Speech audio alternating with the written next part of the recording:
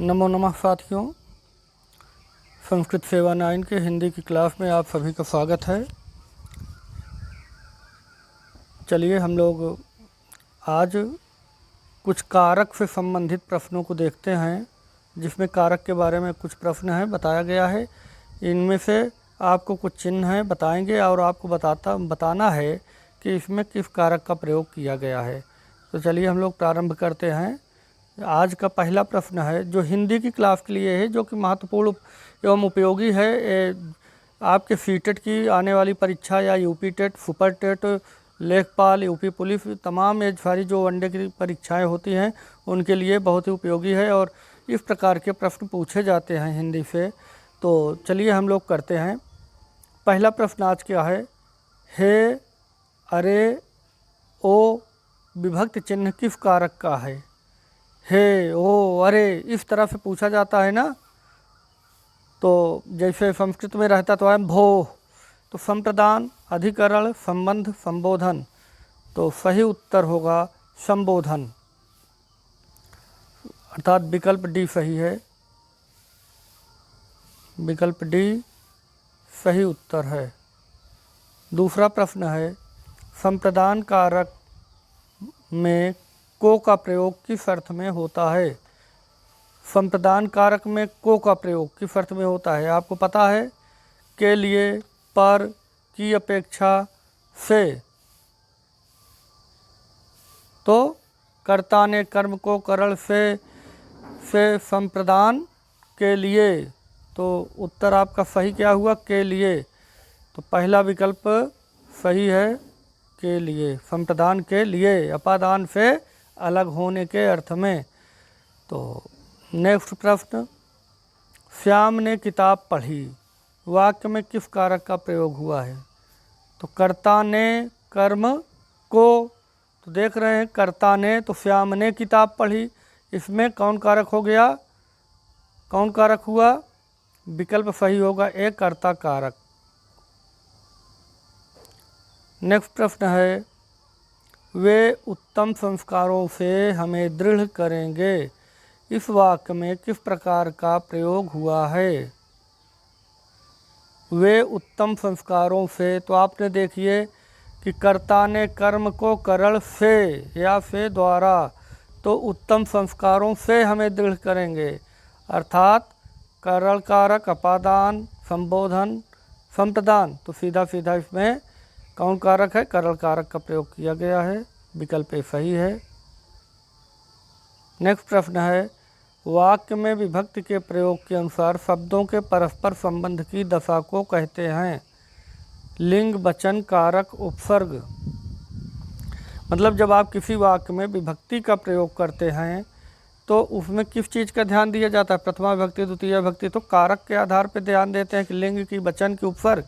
तो जो सही उत्तर आपका है सी, कारक के अनुसार ही विभक्ति का ध्यान देते हैं। अगर जैसे ने है तो कर्ता कारक प्रथम विभक्ति होती है, और कर्म कारक है तो द्वितीय विभक्ति होती है। तो कारक के अनुसार विभक्ति का प्रयोग किया जाता है। नेक्स्ट, वह धरती पर गिर पड़ा, वह धरती पर गिर पड़ा, इस वाक्य में किस कारक का प्रयोग हुआ है? संप्रदान, अधिकरण, संबंध, संबोधन। कहाँ गिर पड़ा? धरती पर गिर पड़ा। तो कर्ता ने कर्म को करण से, संप्रदान के लिए अपादान से अलग होने के अर्थ में, और एक संबंध कारक, अधिकरण कारक। तो क्या हो गया? अधिकरण कारक हो गया में परे पर। तो सही उत्तर जो है आपका बी विकल्प सही है, अधिकरण कारक। संबंध में क्या है? काके की, ना, नाने नी, डारे री, इस प्रकार से होता है। सातवां प्रश्न है वह अपने भाग्य को सराहता रहा, वाक्य में किस कारक का प्रयोग हुआ? वह अपने भाग्य को सराहता रहा।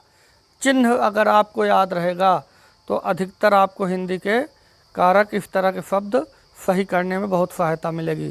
जैसे कर्ता ने कर्म को, वह किसको सराहता रहा? अपने भाग्य को। तो यहाँ कौन विकल्प सही होगा?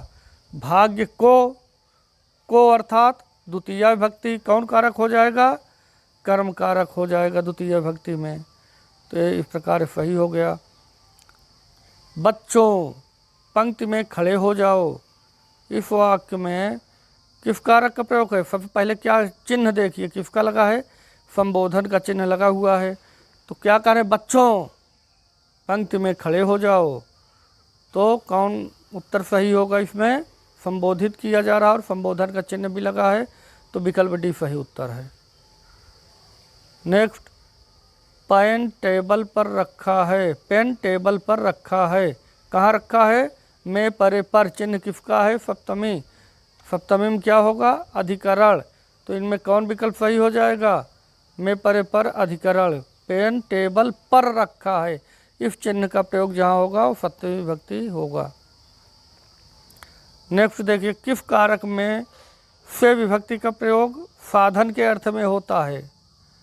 साधन के अर्थ में तो आप देखें, कर्ता ने कर्म को करण से या से द्वारा, साधन के अर्थ में भी होता है। साधन के अर्थ में भी किस विभक्ति का प्रयोग होता है? करण कारक का। करण कारक तृतीय विभक्ति हो गया। नेक्स्ट देखिए 11वां प्रश्न, कारक चिन्ह को यह भी कहा जाता है। क्या कहा जाता है कारक चिन्हों को? और अव्यय, संज्ञा चिन्ह, परसर्ग, संयोजक। तो कारक चिन्हों को और क्या कहा जाता है? कारक चिन्हों को यह भी कहा जाता है, अर्थात और क्या कहा जाता है? अव्यय, संज्ञा चिन्ह, परसर्ग, संयोजक। तो परसर्ग भी कहते हैं, कारक चिन्ह को परसर्ग भी कहते हैं, विकल्प सी सही है। नेक्स्ट चलिए, कारक कितने प्रकार के होते हैं? कारक कितने प्रकार के होते हैं? तो इनमें काफ़ी मतभेद है, लेकिन कक्षा हिंदी की दृष्टि से अगर आप देखते हैं तो कारक 8 प्रकार के होते हैं, लेकिन यही संस्कृत की दृष्टि से देखेंगे तो कारक 6 ही प्रकार का रहेगा। हिंदी में अगर कारक पूछे कितने प्रकार के होते हैं तो आपको 8 बताना है, यदि संस्कृत में पूछा जाए तो 6 बताना है, क्योंकि संस्कृत में संबंध कारक को नहीं माना जाता है। नेक्स्ट, का की के विभक्ति चिन्ह किस कारक का है? का के की, नाने नी, रा रे री, वो भाई का भतीजा, नाना का नाती, ती मामा का लड़का, ये सब क्या जोड़ रहा है? संबंध बता रहा है। अगर ये संबंध का के की क्या बताते हैं? संबंध बताते हैं, तो विकल्प सी सही है। कैसे? मामा का लड़का, नानी का नाती, बुआ का लड़का, और इस तरह से का की के जो बताते हैं सब संबंध को बताते हैं, तो सही विकल्प सी होगा। चलिए चौथा विकल्प देखिए, चौथा प्रश्न, अलग होने के अर्थ में किस कारक का प्रयोग किया जाता है? तो अलग होने के अर्थ में किस कारक का प्रयोग किया जाता है? कर्ता ने कर्म को करण से संप्रदान के लिए, अपादान से अलग होने के अर्थ में। अलग होने के अर्थ में क्या है? अपादान से अलग होने के अर्थ में, अर्थात विकल्प बी सही उत्तर है। चलिए 15वां प्रश्न देखते हैं, बेल से फूल गिरे, इनमें कौन सा कारक हो जाएगा? कहाँ से गिरे? बेल से फूल गिरे, अर्थात अलग हो रहा है। जब बेल में से फूल गिर गए तो क्या हो गया? अलग हो गया। अलग होने से के अर्थ में अपादान हो जाता है। अलग होने के अर्थ में अपादान कारक।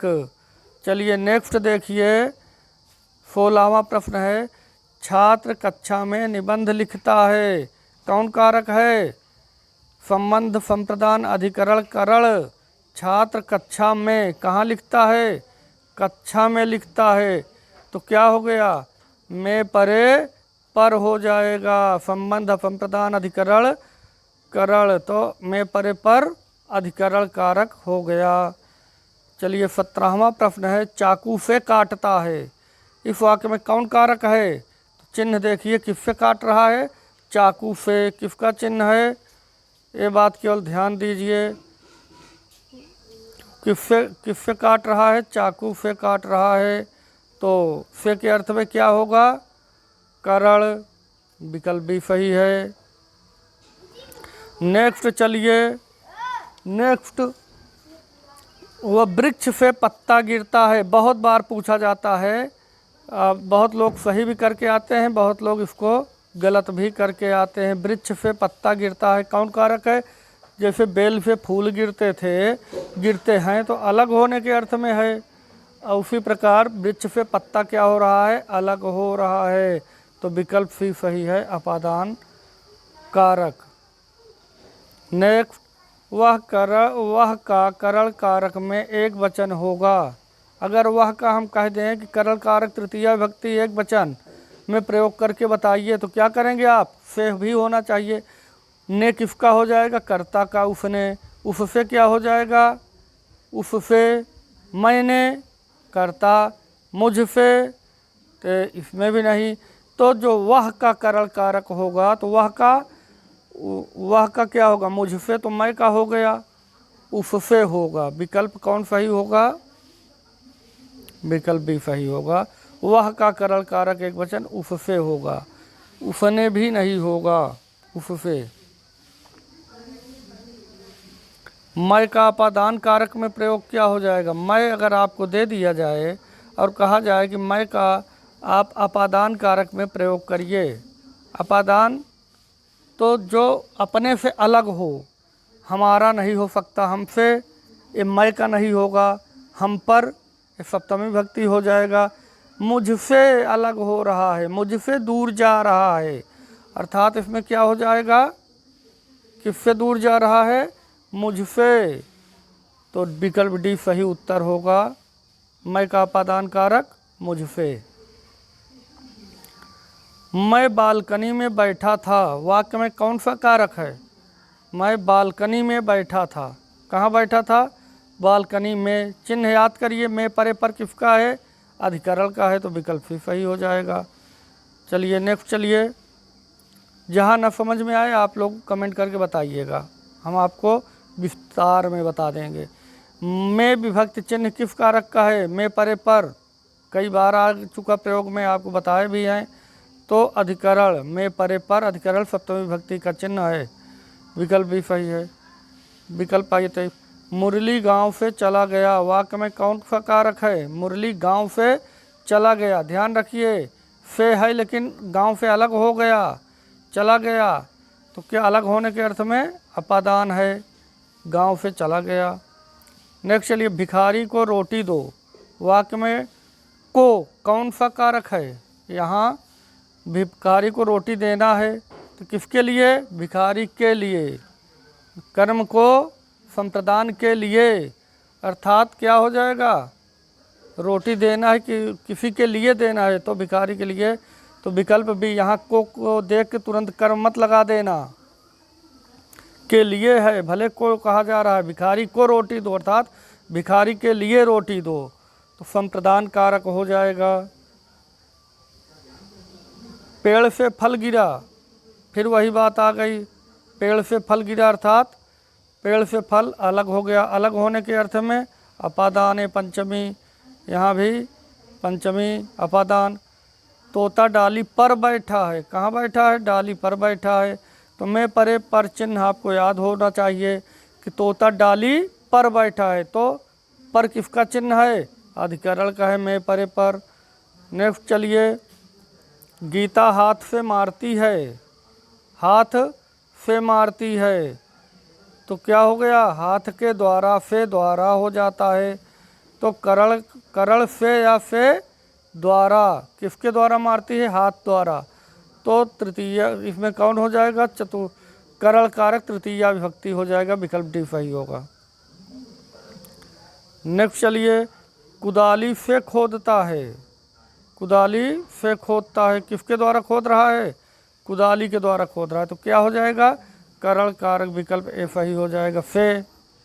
नेक्स्ट चलिए, रवि पेड़ से गिर पड़ा, पेड़ से गिरा तो रवि अलग भी तो हो गया पेड़ से, तो क्या हो जाएगा, अपादान अलग होने के अर्थ में विकल्प सी सही हो जाएगा। लेकिन बरसात का सीजन है, पेड़ पे ना तो चढ़ो ना तो गिरोगे, और न तो अपादान कारक लगाना पड़ेगा। हे अरे ओ विभक्ति किस कारक चिन्ह का प्रयोग है, संविधान अधिकरण संबंध संबोधन, जैसा कि आप लोग नाम से ही जानते हैं कि हे अरे ओ ये संबोधन का है, अर्थात विकल्प डी सही उत्तर है। इस प्रकार आप लोगों को ज़रूर इन प्रश्नों से मदद मिलेगी और अच्छे से पढ़ाई करते रहिए। धन्यवाद।